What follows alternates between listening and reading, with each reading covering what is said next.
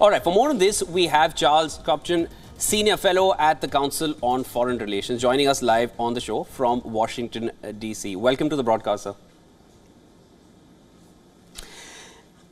Charles, now the Wagner chief is in Belarus. Lukashenko has offered Wagner mercenaries an abandoned military base here as well. Just to start off, Belarus essentially is Putin's backyard, and now Wagner has a military base there as well, which they probably can use and activate again. How do we see this kind of a development going forward? Why would they need a military base? Is it just to put up tents, or could there be more? You know, I'd be pretty skeptical of the proposition that Prigozhin and Wagner are going to move into Belarus, open an operational military base, and continue to conduct their affairs business as usual.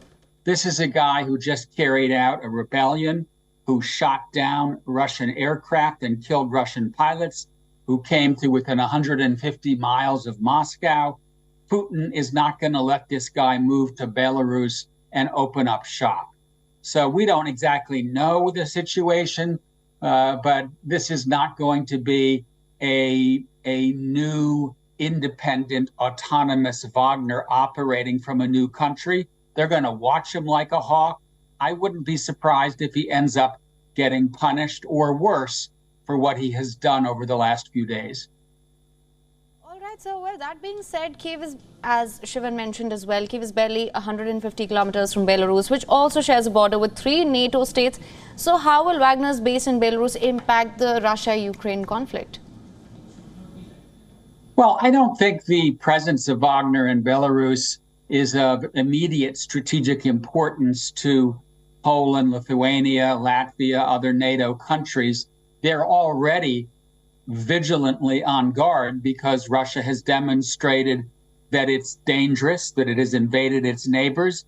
They're now in the process of moving tactical nuclear weapons to Belarus. So we're already seeing NATO increase force levels in Poland and Lithuania across the eastern flank. As far as Ukraine goes, I think that Putin's probably going to turn up the heat. Strong men who face threats to their regime generally crack down. So I would expect to see Putin get tougher at home and tougher in Ukraine. At the same time, I think Ukrainians themselves, the United States, others that support Ukraine are going to double down because they believe that this war is hurting Putin.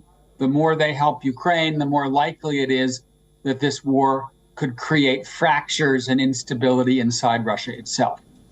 So, now, you already mentioned that Putin will not allow Wagner to even reach Belarus. How do you see Russia and Wagner relations going forward? What do you see happening next?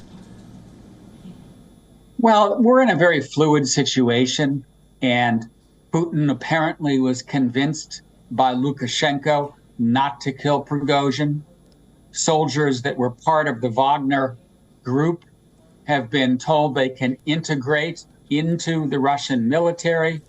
We're hearing, as you said, that Prigozhin may have a base in Belarus, but I think a lot of this is theater, and that Putin is going to watch Wagner and Prigozhin like a hawk. Maybe Wagner will continue to operate in Africa, where it has been pretty effective and actually quite good at reaping income. But the idea that Vladimir Putin is going to allow this organization that just carried out an attempted coup, allow them to continue to operate like they were before? No way. That's not going to happen.